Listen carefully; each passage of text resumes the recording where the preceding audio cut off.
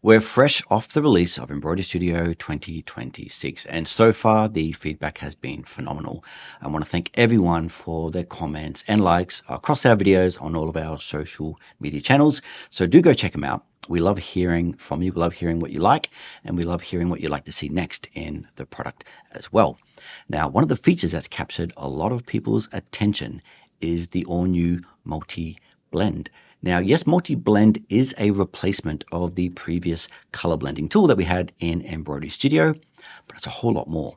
And what I'd like to quickly do is give you a bit of a tutorial of exactly what you can do with multi-blend and how you can apply that in your embroidery business. And what I'd like to do is just show you how you can use multi-blend, build a custom profile that you can save away for later use, which really does make sense if you're doing a type of design or a type of theme over and over again, or you've got a special technique that makes your embroidery a little bit different, things that you need to repeat over and over again. You can automate that with multi-blend, and I'll show you how you do it.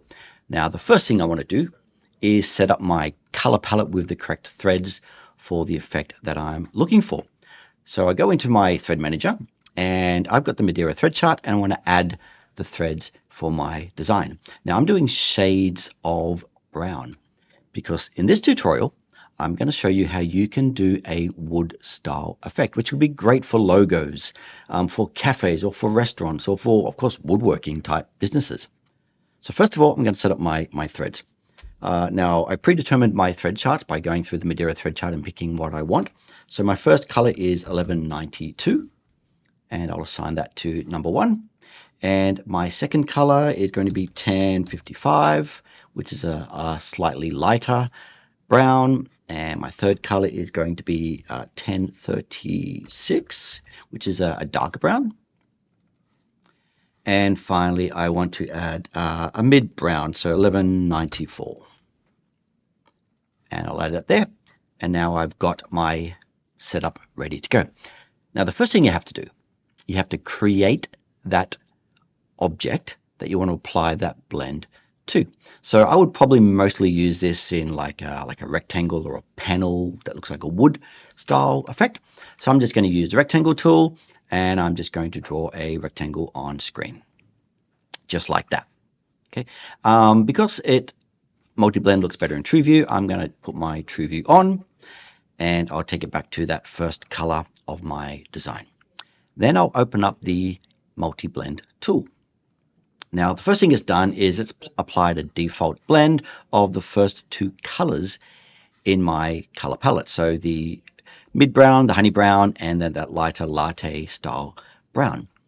Now, for my wood effect, the first thing I want is a solid panel in the background. So on that first layer, which is currently a gradient, I can go into the effects and accordion and turn off that so that it's a complete solid background. Okay, so when it's selected, it is now a complete solid background, and I can modify the density of that. I can go in and choose what density I want that stitch to be, but for now I'll just keep it at the default 0.4.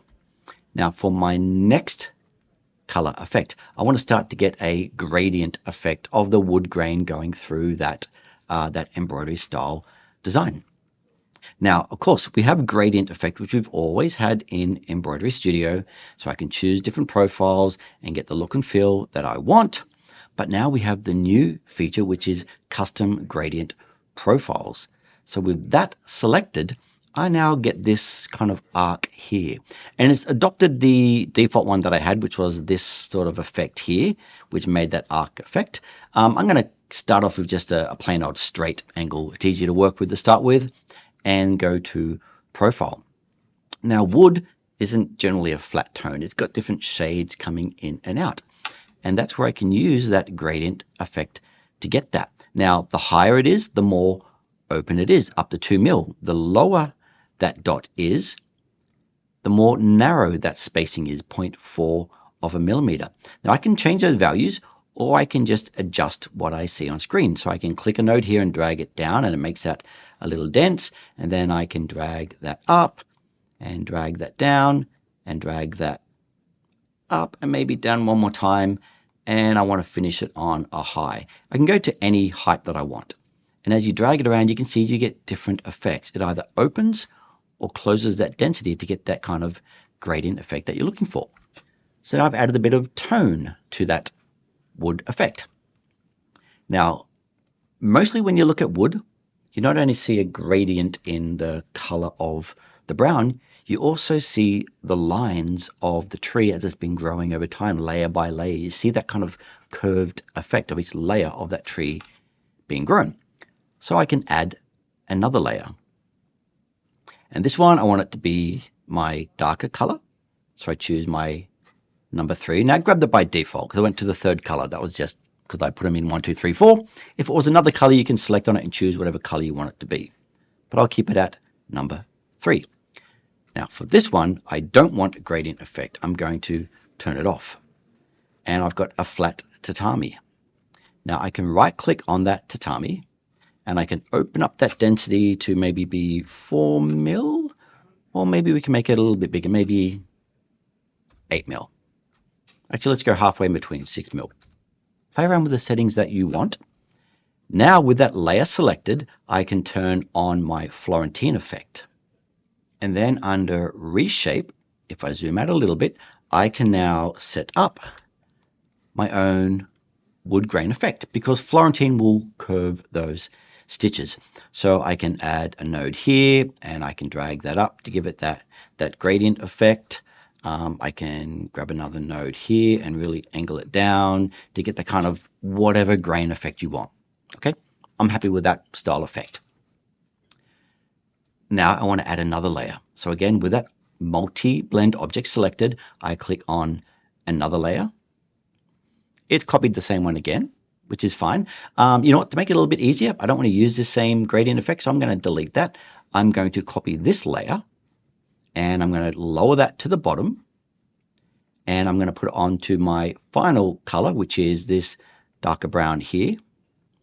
And I'm going to go into my properties again, effects. Then I'm going to click on accordion and I'm going to adjust that density. Now I want to make this be a little bit more open, so I'll make that be 0.8 to maybe 3 millimeters. And I can change that gradient so it doesn't perfectly align the previous gradient because I want to get a different effect. Maybe have it to be a little bit the opposite. Now I've got a darker brown shimmering over the top, which will also break up this kind of Florentine effect underneath. The point being is you can do as much as you want. Make as many layers as you want, apply different stitch types, different effects to every different layer. And in the end, it is still the one object. So if you resize it and move it around, all those effects come with you. But once you finish that, you can then save that away for future use. So with that multi-blend object selected, I go to save. I give it a name and I'll call it wood panel number 1, because maybe I might want to do different type of wood panels. And I save that away. So then in the future, when I come through and start a brand new design and the customer wants a wood panel, I can just draw my rectangle on screen. I can select that object. I can choose wood panel,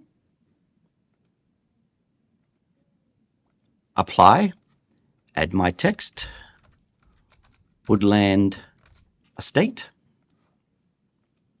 choose an appropriate font, choose an appropriate color, and there you have, in literally seconds, a logo with a wood grain effect that would otherwise take you minutes to have to configure every single time. And by the way, if you want rounded corners, it's just as simple as selecting that rectangle object and going into reshape and dragging those corners. And again, because it's one dynamic object, it will automatically round out those corners for you.